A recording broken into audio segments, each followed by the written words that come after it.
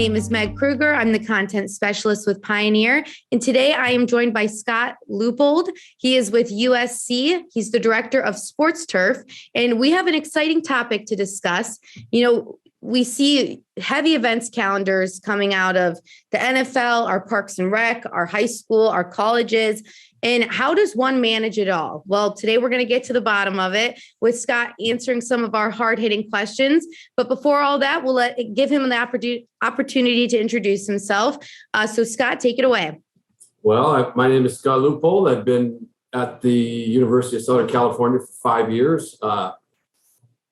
First four were LA Coliseum only. The last year, we've recently, our department's expanded, where I've become a director of sports turf, I guess you could say, for the university, where we've taken over all the natural grass fields. We hired a staff of 6, 3 supervisors, 3 full-time grounds on the campus. We've got a supervisor at each field. So we now maintain the Coliseum, Dado Field, baseball field, and the practice football field, the McAllister soccer field / lacrosse field. They both share the same field, and also a practice golf green that's out behind the center field fence on the campus. So we've got our work cut out for us. There's never a dull moment. And especially you and I were kind of talking about it before we started recording, how California is deceiving in the sense that you have nice weather all year round, but it's not necessarily the best breeding grounds for grass, and how that can kind of be an element or a challenge that you have to face. And especially when you're looking at multiple fields and not just one to manage. Definitely. Especially, you're talking about different sports, where you can grow anything you want here, but it's not ideal for anything as well. We do get cool at night, especially this time of the year. When we were talking that, today we sit here, it's 82 degrees in the middle of what should still be, I guess, winter. I guess it's March 1st now, so spring's around the corner. But we had quite a few days in the 80s here, even in February. But the overnights are still, high 30s, low 40s. So what would scream Bermuda grass weather, it doesn't necessarily do that when you come in and you've got ice on your grass in the morning. And so it's kind of a weird dichotomy. What are you going to choose for a specific sport? We've got, for baseball, we've overseeded with ryegrass because we're in season. We need to be at showtime now in the cool season. We've overseeded our soccer field because they're in lacrosse season. So that's got to be up and ready. And then our practice football field, however, we do not overseed, because when it's really showtime for practice football field and when it's got to be at its peak is during the spring, the next few months, which we will start to pull out of a little bit with the weather here. We should make some gains on the Bermuda, but we really need to be firing at 100% with no competition on Bermuda grass when we get into August and September and October and stuff like in those months. So trying to balance the usage with the weather and making the proper turf choices is definitely it's something you really have to look into and kind of stick to your guns a little bit. And another element that, popped into my mind when I was thinking about this topic is like the college, like class schedules, or not even class scheduled, but semesters or quarters or whatever USC is on, kind of condenses all of those events into a shorter period, opposed to MLB that might have, they might start in April, but they've got till October to kind of work out the kinks and before playoff time. And of course, you want your field always looking great and performing well. But your season is even condensed further into, semesters or like a college schedule in a sense. How does that really, play into be an element or a challenge for you guys? Well, I think it's just the college schedule in general. The college schedule coupled with the fact that, especially here at USC, we're fairly landlocked. There are places that have practice fields, for soccer or, I came from UC Irvine where we had a soccer stadium, we had a baseball stadium, but we also had a 13-acre kind of municipal field, which is where the Rams do their training camp, which that's able to keep their soccer teams practicing off, they're not practicing on the stadium field every single day. At USC, we're landlocked. So our baseball field our game field is our practice field, which is the case for most college baseball. But also our soccer field and lacrosse both share the same field, and that's the practice field for both teams. So that venue is pretty much 12 months a year trying to figure out a way to keep it the best we can today without there is a, I can't say there's not a long-term plan, but there is an overall plan, but it really starts all your decisions are about how can we keep it good tomorrow, because there are not a lot of breaks for, major renovation projects. That's tough. And even, you mentioned that the practices are happening on the game fields. And we know that a lot of the wear and tear comes from practices, in the sense that a coach could run the same drill over and over and over again on one part of the field. And then you're expected to have a game on that same field in 2 days. That's definitely a challenge I can't imagine managing. Yeah, the lacrosse is probably the most difficult because it's in and around the goal mouth is such a high intensity movement for these athletes, and it's a lot of stomping. It's a lot like, it's not the same as a football, obviously a lineman doing their thing in the middle of the field, but the activity of the feet wearing cleats is a lot like that. So, and at least in football, they do move up and down the field a little bit. So the goaltenders in lacrosse are all in that fan at all times. And so when you're going to practice in it and you're going to play games in it, you have to go at high intensity to be ready to play. And, something's got to give. So right now we're trying to just do the best we can, keeping it as healthy as we possibly can, doing as much needle time aeration as we possibly can to make sure that at least doesn't get rock hard and give it a chance if there is a day or a day and a half off. Maybe you maximize some recovery on it. But in those areas, at some point, you can beat your head against the wall all you want. Eventually, you're going to have to resod those areas. It's just, it's the nature of it. You hope to try to minimize how many times you have to do it. If you can do it just once throughout the season and then ride that sod in through your soccer field and get through that season as well, I think you might have to look at that as a job well done for that season. And as far as, you have your challenges on the field, but how do you even begin to plan and prepare for a heavy, events calendar? And especially when those are including high profile games that people are going to be attending, people are going to be seeing on the big screen. So if we're talking about, it's different on the campus. It's different on the campus because coaches will give you a schedule, right? And being around, I've been in college sports now. I think, I was out of it for 5 years, basically, as far as day to day. But I've been in college athletics for probably 15 years. So you kind of have a feel for, you understand the rigors of it. You understand when the seasons begin. And you kind of go by experiences and what the weather is going to be at those times, where you try to fit as much in the breaks that you can to be in the best spot. But after that, you really become at the mercy of what the coaches need to do to be prepared to win. And we are there to, sometimes they can clash, right? They obviously can clash. There's only so many days in the week and they need to practice. There are certain days, but there's also ramifications for that. So trying to find a way to fit it in and maximize, and maximize communication, because if we know we're going to get 2 days off on the field, we can really maximize it. We can plan our week to be ready to have, maybe those high stress areas are aerified going in. They're fertilized. We've got fungicide on, and we can get a blanket on it for 2.5 days. 2.5 days versus 1 day of a blanket is complete. It's night and day difference. So if we know that we've got the 2 days, we can really try to maximize what those days are. Now, something as simple as you get that day off, but you didn't know you were going to get that day off. Now you walk away feeling like you left a little bit on the table. So communication and really understanding when they're going to be out there, what they're going to do. Are they going to be in this area?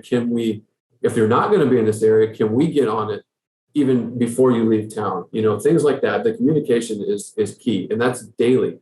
We talk to our baseball team daily. It's easier in baseball because you work out there. There's a lot. All of that dirt work is done in and around the players. Where you think about some of these other sports, if you're on the field for football practice or a football game doing something when the players are out there, there's probably a problem.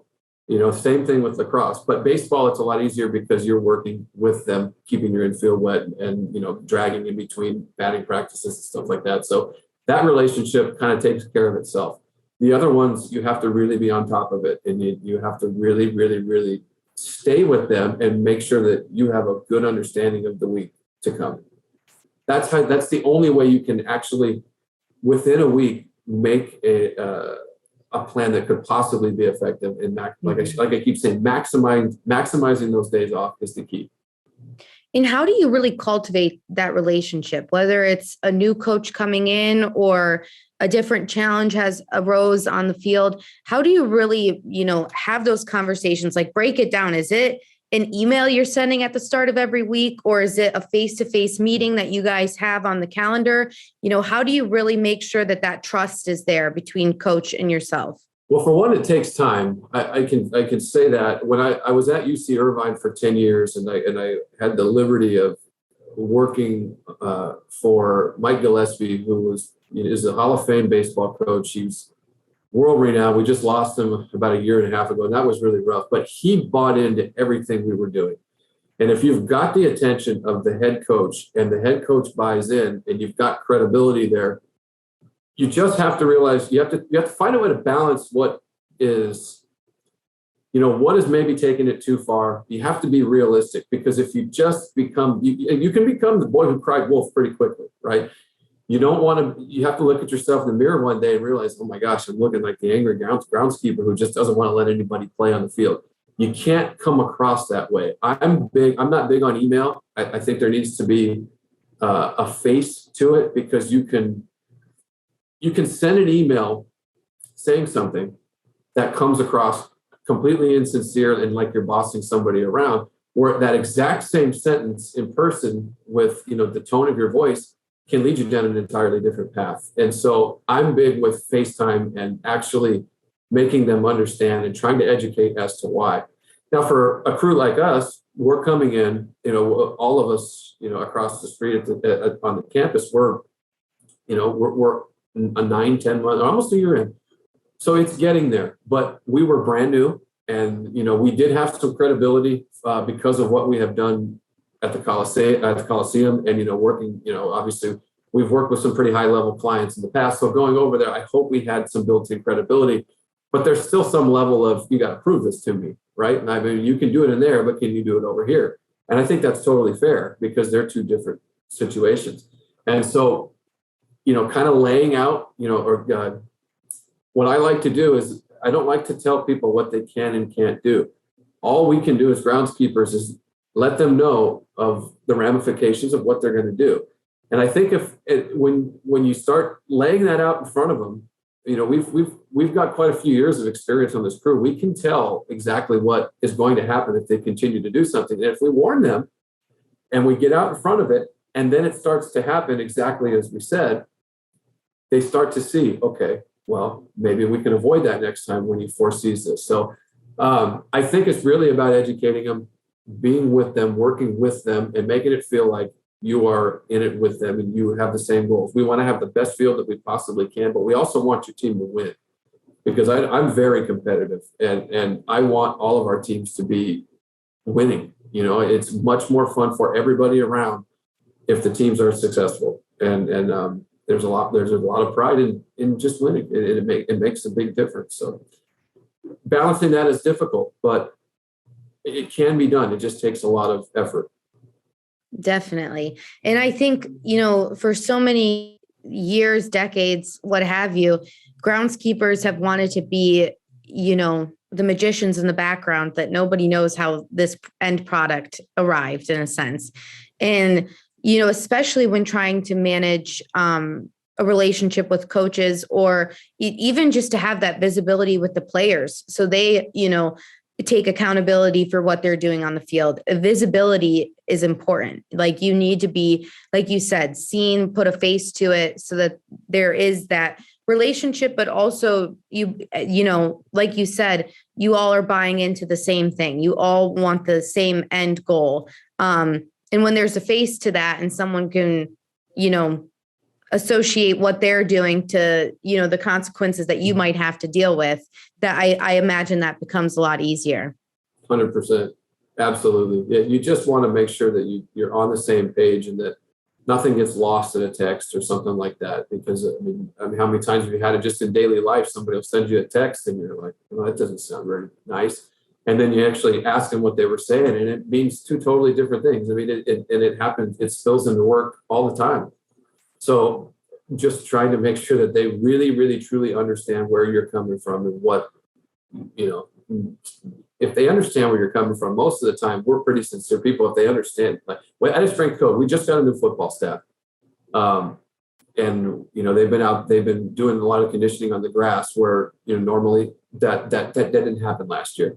But we've been working together on how can we make this work for all of us? And the coach, he said, his direct quote was, if you let me do what I want to do every day, I know you're not very good at your job. So there is a little bit of give and take with it. And as long as they understand where you're coming from, we can end up working together.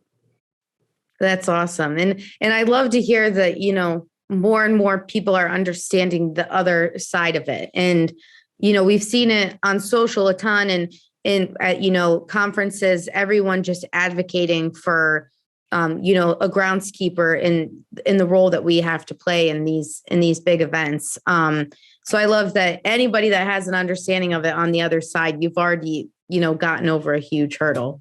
But, another huge challenge is taking that up even farther to, decision makers that are kind of in charge of the budget or in charge of money. So, you got the players buying into it, you got the coaches to buy into it. How do you get, the admins to buy into it in the sense that you might need materials or you might need more people on your crew? How do you really manage those relationships and have your, events schedule kind of play into the things that you need down the road?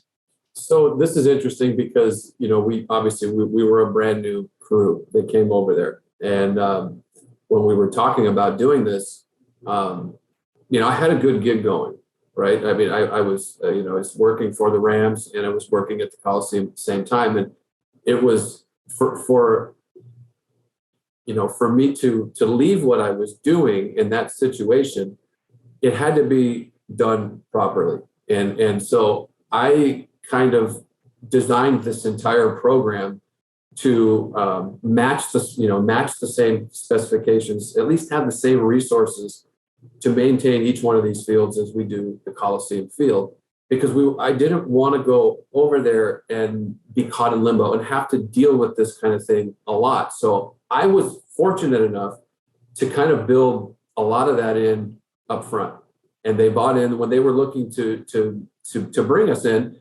They kind of, I think it was an understanding. Okay, we've got to make this investment. We've got all of these athletes out here. This is where we are, but this is where we need to get, and this is how we're going to get there. I broke everything down, so it didn't seem like it was just kind of a frivolous ask. I itemized everything of where it was going to go and how it was going to get distributed, and this, that, and the other thing. We are going through that with capital projects where we're getting closer, but we still have one more that I feel strongly that we need to get done. And my approach has just been show them why. I've walked around with them multiple times and actually shown them, because we have made improvements. I guess I could speak specifically about a baseball field.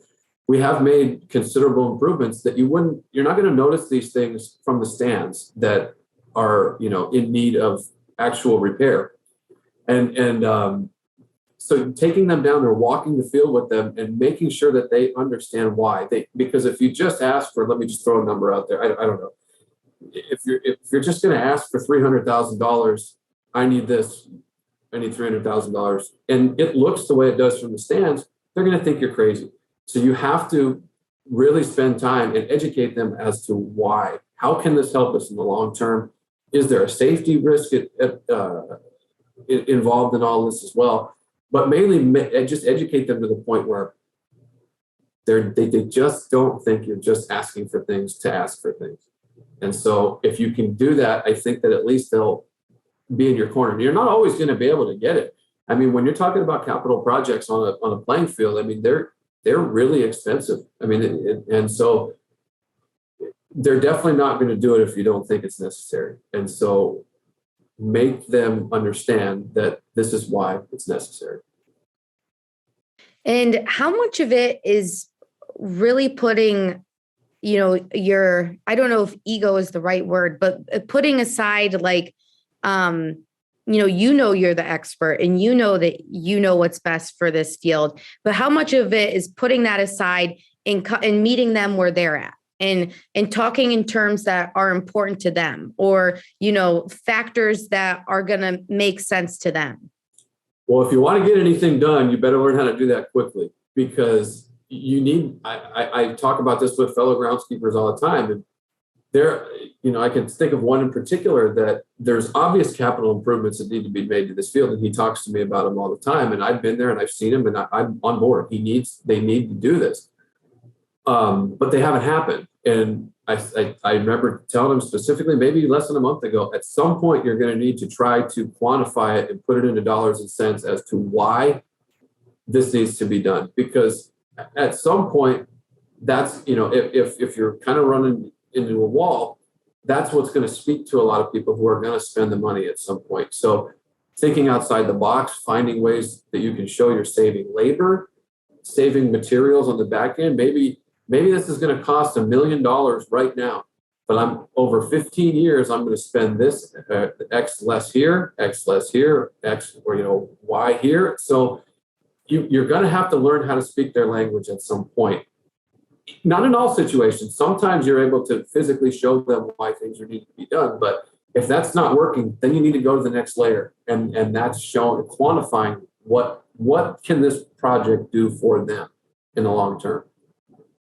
And a lot of what I'm hearing you say is it is that time and effort on our end that we have to be willing to put in, but hopefully it comes back to us in, a more fruitful program and a program that is well run and organized and everyone is, kind of buying into the same idea, like you mentioned. Yeah, it's definitely, these jobs have changed incredibly in the last, 20, 25 years. I mean, especially if you're talking about something like we're doing. I mean, this is no longer a good or a great groundskeeping job. This is a groundskeeping program now. And so, when you start to factor that in, my job has changed so much in the last 5 years, because when I was at Irvine, I was one guy with an assistant and some students, and we took care of a baseball field, and I didn't have to think much outside the box. It was I lived on this baseball field and I cared about this. And now, as I've gotten, fast forward, 10, 15 years, it's so much more. It's 4 different coaching staffs. It's capital budgets. It's managing, fertilizer budgets and projecting and managing staff, and staying under overtime. And how can you staff all of these baseball games without, going too far into this overtime? How do you do that? And, you don't really think about it at the time. It's just, you're kind of thrown into it. And then but you look back on it and you go, wow, this is a lot different than it was. But, day in, day out, it just kind of, there's a little bit more and a little bit more and a little bit more. And before you know it, it is a program. Can you find sponsorship deals for certain equipment pieces you're lacking? All of this other stuff that I never, 15 years ago, I didn't have to think about. Sounds like job security to me. If you do it well, hopefully, Yeah. I would feel like this industry is very fickle. Especially when you're in high profile spots. I mean, you can go from the penthouse to the outhouse real quick, overnight. I mean, it's still a living, breathing organism that can go south on you in 3 days, less than 3 days. You can feel like you've got all your bases covered, put the blankets on your field, pull them off and go, oh my Lord, what just happened here in 3 days? And they're not going to cancel the game. The cameras are showing up. If you find this on a Wednesday, and the game's on Saturday, those cameras are showing up on Friday, whether you're ready or not. So sometimes it's a very humbling job. And I think anybody who is good at this job would really, really agree that, you never feel too comfortable. You can kind of feel comfortable for a day or so, especially in football. You get that Friday when you get done painting for a game, if your schedule is somewhat reasonable, that Friday you get done, you feel pretty good about yourself. You come into the game day and it looks pretty good, but then as soon as the game starts, it's getting ripped up again. And then you immediately start that cycle again. It's okay. How am I going to be ready for next week? How am I going to be ready for next week? So it's a very roller coaster lifestyle. A grind every single day. Yep. And so last question for you, and this might be unfair because I don't think there is just one thing that makes this all move. But if there was, for someone that maybe just took a job where they're now going to be managing a calendar like this, or someone whose, position is turning from a position to a program, what's the one thing they can start with to just kind of, it seems all a bit overwhelming right now, but in order to kind of get this thing under their belt, is it communication? Is it, looking at a schedule? What's that one thing that they can try and attack first? Well, I would say this. I think that the only way that a program like this can operate has nothing to do with me. It has everything to do with bringing in the right people. Because if you bring in the right people, it's going to allow you to do that part of your job. If you have to micromanage the staff that you have zero chance to be able to think ahead. And you have zero chance to be able to make sure that they've got the tools that they need to be successful and do those orders. You have no way to be able to deal with these coaches and create relationships that will in turn benefit them. My title is director. I cannot direct the program if I have to be in the trenches every single minute of every single day. And you cannot do that unless you hire the right people. It's difficult to do. It's really, really, really difficult to do. And there are no guarantees. When we made this venture over there, I was lucky enough it seemed like everything kind of fit. We had part-time staff at the Coliseum that was 15 people deep. And there was, 3 or 4 of those guys that were ready to make this next step. I was familiar with them. I knew what I was getting with them. So I was comfortable when we went over there and we did it. Some guys were ready to take the next step to supervisor roles.